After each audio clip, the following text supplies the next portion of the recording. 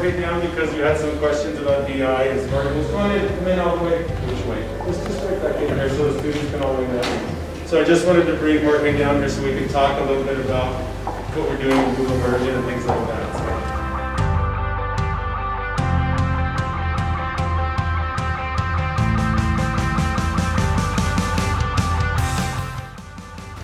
So if you want to just tell us a little bit about how you started the exchange program to Spain, that would be great. So what were the ideas behind it and how you started it? Okay? Okay.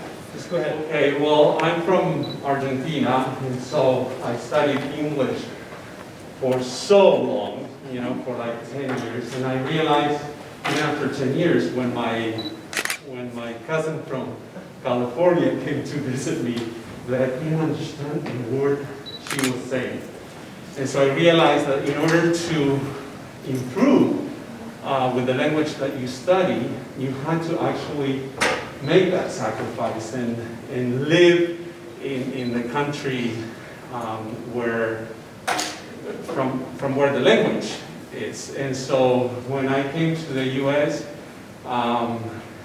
After being in the military and coming to the profession that I used to have in Argentina, which was teaching, I realized that my poor students couldn't progress in the language unless they lived. And so I started a program in John Day, Oregon. I don't know if you know where that is. Small town in the middle of nowhere, and that was very successful. So when I came to Wood River Middle School, I remember telling Fritz, "Is that okay if we have that program here?" And it was extremely successful. We had students from Spain coming to Wood River Middle School for 8 weeks, and then we went to Spain. Desde España, bienvenidos a las noticias. And we have done that for 6 years, and it's been a miracle. I call it a miracle. It's amazing when you see your student conversing, and they're not afraid anymore. And I don't know if you remember, we had the opportunity to have the King of Spain for an hour 1 year, and I was trying not to cry when my students were in a semicircle with King Philip VI, and they were asking questions in Spanish to the king, and he was asking my students questions as well. And I have to say that this is a combined effort, and I'm gonna get emotional.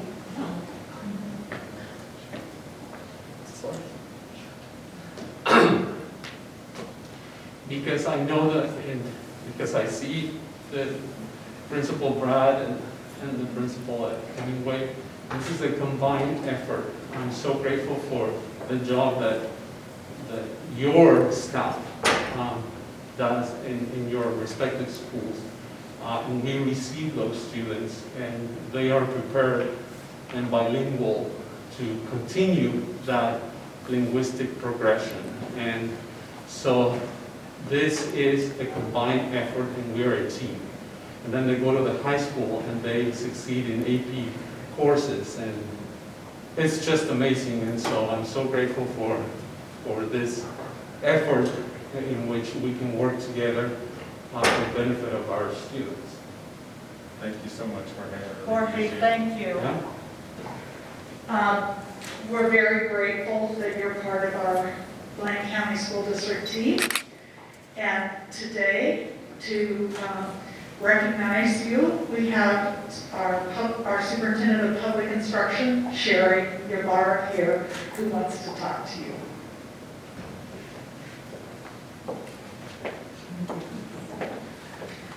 Well, good morning, everybody. It's a pleasure to be here with you. I just want to take a minute to thank Superintendent Holmes and Principal Peters for having me here today and welcoming me. I am happy to be back in school with students and teachers and getting a chance to shake hands and kiss babies and say hi to kids, but I'll just have to do that over here. Being here today really just takes me back to my days as a former junior high principal. That experience taught me so much, and I want you to know that I think middle school students are really awesome, even if that's not okay to say these days. I think the teachers are awesome, the principals are awesome, the parents are awesome. That can be a tough time of year for kids, and especially what we're dealing with now with COVID. I just want to say my job is to support you in everything that you do. So it really feels good to be here.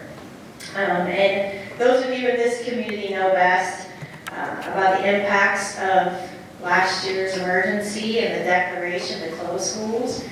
We've been through an incredibly challenging time, and I've been so proud of how the teachers and the schools and the community and the kids have all come together to find a way to get back to normal, and the creative ways that the teachers have found to help our kids persevere.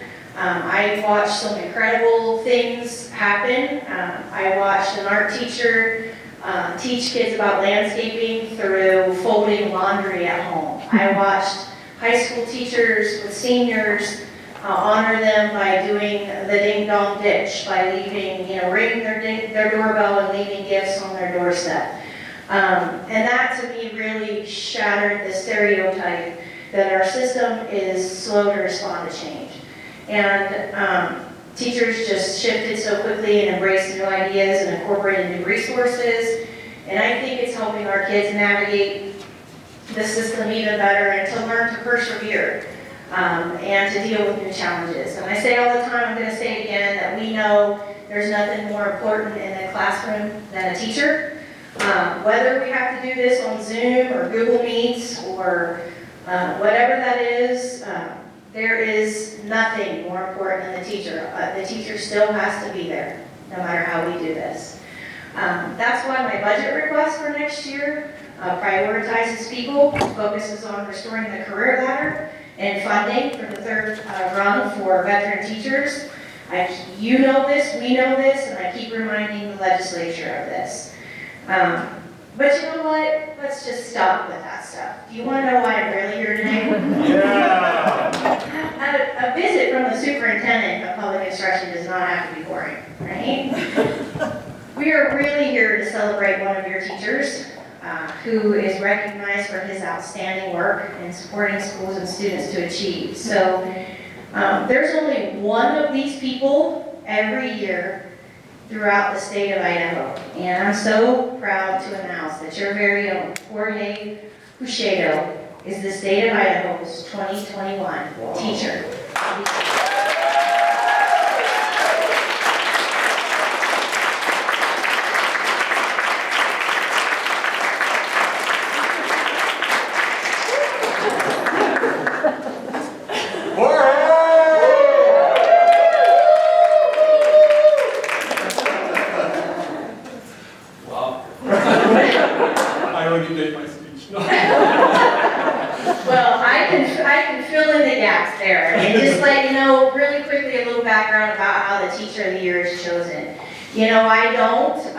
I'm not the only person in this process. I just don't get to pick whoever. I was an educator myself. I'm still very close to my people, and so that would be a little weird, right? So there is a committee that's put together for that.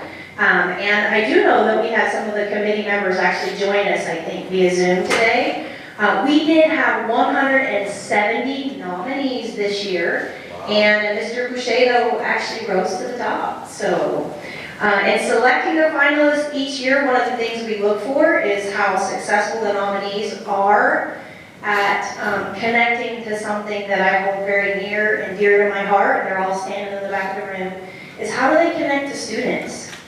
And I want to share something that Mr. Pulleiro implored his fellow teachers to do. He said, it's all about relationships, which really stuck in my head and hasn't left. He said, drop any lesson plans and be there for your kiddos. When time permits, please attend their recitals, their games, and their concerts. Be there for them when sadness and tragedy come upon them. Make an impact in their life. Believe in them and make sure that they know that you do. Mr. Pulleiro also spends time at the beginning of each year talking about the importance of respect and love, and he tackles the issue of bullying head on.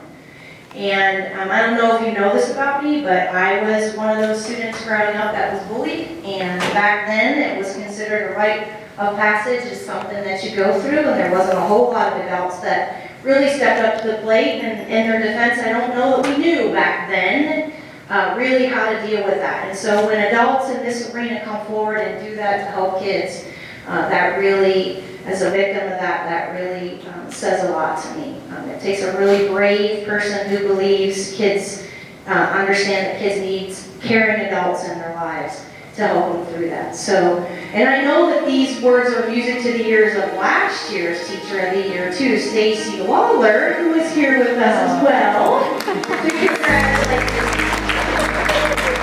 Time to pass the time.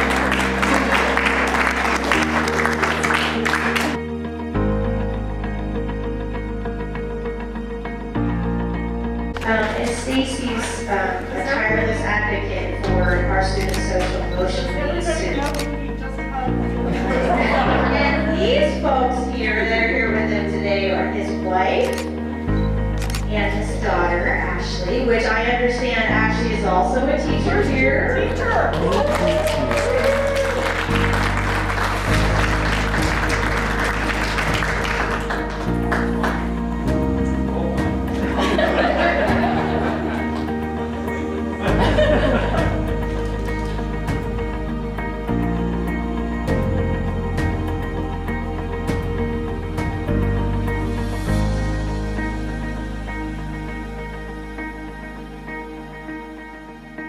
I'm not finished talking about his accomplishments. You know, if he's the Teacher of the Year, there's a lot, right?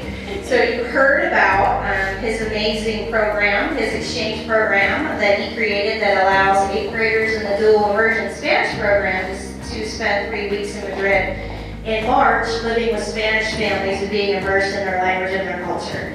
I don't know if you know this about me, but I am immersed in the Hispanic culture. The last name Ibarra might ring a bell to you. But there's nothing more compelling than being thrown into that, and I think that that's really something after 22 years of being a member of that culture that our kids need to experience. And I just want to commend you, Jorge, and the leaders of this school for making that incredible opportunity for our kids. I can't say enough great things about having kids immersed in another culture and having them spend time learning about how you learn another language. So in selecting the Teacher of the Year, the committee and I also look closely at the letters of recommendation for each nominee. And I just want to share a couple of the quotes that I read about Mr. Pulleiro. He's a strong, creative, inspirational, instructional leader who is committed to enriching students and opening their eyes wider to the world. He actively reaches out to the world beyond our school and beyond our nation to find resources. Another one said this: Jorge has unlimited initiative and expansive enthusiasm for teaching. He is an excellent role model for his students. I could literally go on all day about Mr. Pulleiro's accomplishments. His resume and his background, as you hear and see today, is extremely impressive. I do want to take this opportunity to thank him for his service in the United States Army as the wife of a veteran who served in the Air Force. I want to thank him and his family for that. I do want to thank his wife and his daughter, because a support system at home is very important. So, yes, congratulations. Probably you've heard enough from me. Maybe we need to turn the mic over and have Jorge say a few words. So with that, congratulations. It's an honor and a privilege to be here with you all today. She's my daughter. She probably thinks that I gave that check to her. You know how it works with children. And it doesn't change, even when they're 22. Anyways, I'm honored. I'm honored to have been chosen as the Teacher of the Year for Idaho. Will carry this award to the whole state, and I wish my colleagues were here because this award belongs to each one of my colleagues at Wood River Middle School. I am honored to work with such incredible, devoting educators at this school. I'm so grateful for my department, the World Language Department. They are just amazing, and we work together so well. We are family at Wood River Middle School, and I feel it every single time that I come to this school. I do this because when I was a kid, I was bullied so much. You know, when kids talk about bullying, I tell them I just laugh at bullying. You have no idea how bullied I was, even by teachers. But there was one teacher that impressed me. It was my 3rd grade teacher. I needed her so much. She recognized that I was important and that I had a future. And she believed in me. And I will never forget my 3rd grade teacher. It is because of her that I decided to teach. And I remember being in Argentina. I was 18, almost 19, when I was put in a high school classroom to teach English as a second language. All that bullying that took place during elementary and secondary school, and the ability that I had to not pay attention to those bullies and to continue with my vision. Yeah, I'm a book eater. Yeah, I go to a British institute after school to study English because I want to improve my English. That paid off when at the age of 18 I was placed in a classroom to teach seniors who were 18. Some of them had repeated, so they were older than me, to teach English as a second language. And the decision that I made to continue to never give up, I owe all of that to my mother, who raised me alone.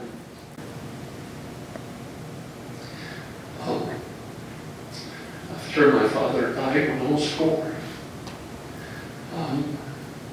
she didn't have the education that I had, but she believed in education. And she was so educated herself because she studied, she read, and she knew that if I wanted to succeed, it was through education. And she worked so hard for me to be educated. And so I'm so grateful for my mother, who is in Twin Falls right now. She's 88 and fragile, and she couldn't come. But I owed everything that I have to my mother. Obstacles come in life, but we need to continue to walk. We fall, we get up. Someone else falls, we help that person get up. We don't have to walk in this path of life full of so many trials and problems. We don't have to walk alone. We need to hold hands and walk together and help each other and progress together. This shouldn't be a competition, that I'm better than my colleague or my neighbor. No, we're in this together, and we are here for our students. I'm here for them. I love them, and I believe in them. if they could only see through the mirror even farther, and they could see that they can become who they want to become. They just need to work harder, and I need to be there. We need to be there to help them. I love my family. My poor wife. She supported me in all these trips to Spain, and she stayed here with my children and all the problems and everything. And I owe her so much, and I'm so grateful, and for her patience and her love. And you know her, she's been a substitute here for 8 years, and the kids love her, and sometimes they don't even know that she's my wife. These kids sometimes are clueless. But it's okay, it's okay. I was clueless as well. And I'm so grateful for Ashley that she chose education and that she's succeeding, and she's better than me.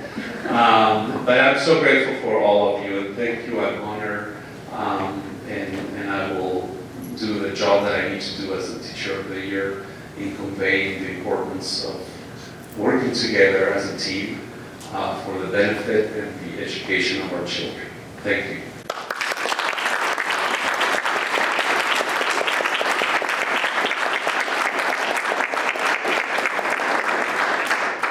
Stand over here and social distance, but we're such an honor to give this plaque to you. Obviously, from those heartfelt words, the committee made the right selection. So, on behalf of the state of Idaho, it is my honor to hand you your plaque.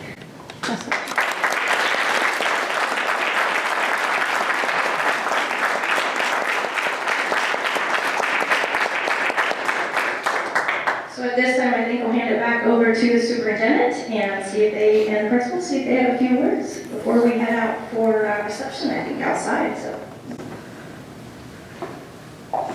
Thank you. I just want to mention, Jorge was talking about his world language team and how incredible that team is. One of my first memories of being here in Blaine County was hearing an argument going on in the office below mine. And I went down there, and it wasn't really an argument. It was world language teachers who were so committed to making sure their students were really biliterate, proficient, and that they were using the highest standards possible to show that students had mastered the various levels of either Spanish or French, so those are the world languages we teach. So you made an impact on me from the very beginning. And Jorge never does anything like everybody else. For one, here he is, Idaho Teacher of the Year in the midst of a pandemic, so it's a different celebration than normal.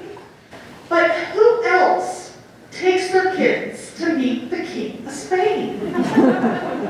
I remember when I was at a Region 4 superintendent's meeting, and they always start with good news. And so my good news that month was, guess what?